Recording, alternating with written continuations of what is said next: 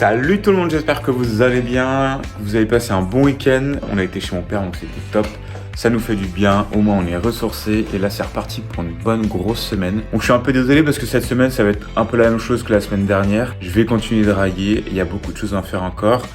Ce que je fais ce matin, c'est que là vous voyez les rails au niveau du plafond, et comment dire, ils vont pas directement contre le mur. Donc là il y a au moins 50 cm. Et c'est bien trop, quand je vais mettre la plaque ici, elle sera frivole. Donc là, il faut que je rajoute un rail sur tout le long et que je fasse ça un peu partout parce que ce qui a été fait, donc c'était par le vendeur et il en manque un peu partout. Enfin, je pense qu'il avait pas fini, il savait pas trop comment faire. Donc je fais ça bien propre pour pouvoir commencer à railler du coup la continuité des murs, tout simplement. Donc là, je suis en train de faire le mur où il y aura le ballon d'eau chaude. Il faut que je fasse la cuisine, sauf que la cuisine, on avait fait les tranchées pour pouvoir passer les tuyaux. Faut que je bouche les tranchées pour pouvoir mettre du coup les rails par terre dessus.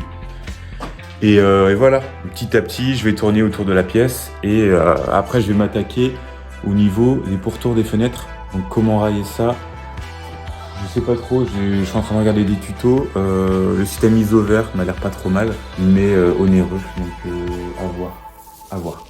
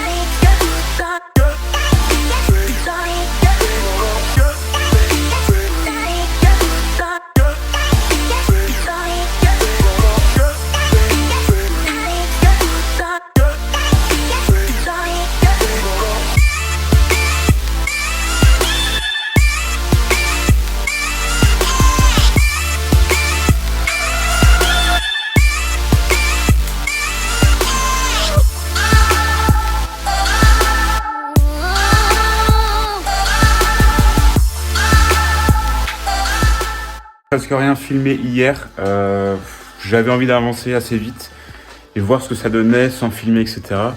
C'est pas dégueu, mais il faut quand même que je vous montre un peu tout ça, donc je m'oblige à filmer, même si je suis tout seul et c'est assez compliqué. Alors ce que j'ai fait hier, je vous raconte un petit peu, c'est que j'ai continué à rayer du coup toute la chambre, toute la pièce, et là je suis en train de faire tout ce qui est les contours de portes et de fenêtres. Donc voilà ce que j'ai fait, les contours de portes. J'avais plus assez de mon temps pour continuer, donc je me suis arrêté. Ici, je vais faire un autre caisson là. Donc là, le mur en BA13, il va continuer ici et tout là. De l'autre côté, là, ce sera au niveau de la chambre. Donc pareil, le mur ici. Là, il y aura un autre caisson. J'avais plus assez de pièces. Donc là, je vais le faire. Donc ça fera un caisson là-bas, au fond, ici et là. Et à ce niveau-là, alors je sais pas où exactement, mais il y aura une cloison qui va délimiter du coup l'espace cuisine de l'espace chambre. Donc voilà un peu. Donc la cloison, voilà, on voit un peu mieux, elle sera de là à là. Peut-être un peu plus vers là parce que ici, Je vais rajouter des rails ici, là. Je vais mettre des rails là et ils vont partir jusqu'au fond. Il y aura une partie placard et une partie où ce sera l'espace pour le ballon d'eau chaude. J'aurai une question là-dessus d'ailleurs. Malheureusement, c'est comme ça, mais l'implantation fait que le ballon d'eau chaude sera dans un placard entre la cuisine et surtout la chambre. Le lit sera juste là, contre le mur là-bas. Et au niveau du bruit, tout ça, ça me fait un peu peur. Donc je suis en train de réfléchir, en train de regarder. Enfin, vraiment avoir une cloison hermétique, enfin une sorte de caisson hermétique que je puisse ouvrir, bien évidemment. Mais voilà, si vous avez des petites solutions, je sais pas, avec des parois alvéolaires ou ce genre de choses, des parois un peu comme ici, des parois avec de la mousse. Enfin, dites-moi en commentaire si jamais vous avez déjà fait ce genre de choses et vous connaissez.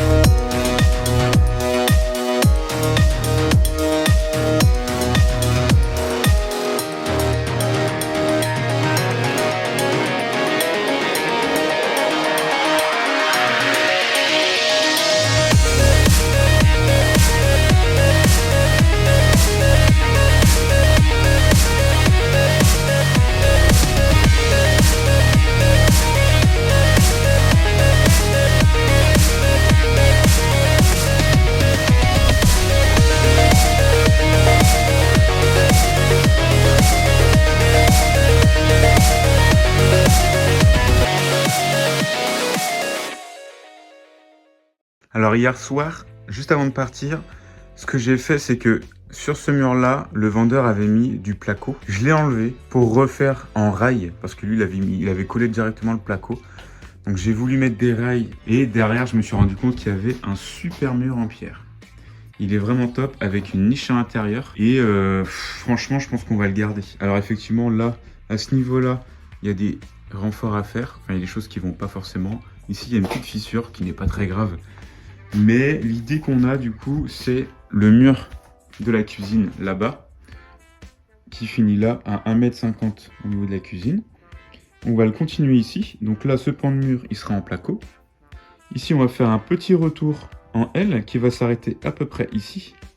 Donc qui va cacher toute la partie moche où on va remettre du ciment.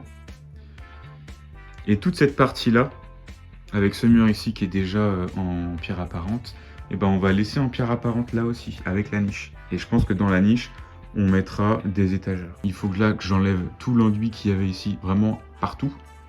Que je creuse beaucoup plus au niveau de la fissure par exemple, et ici aussi.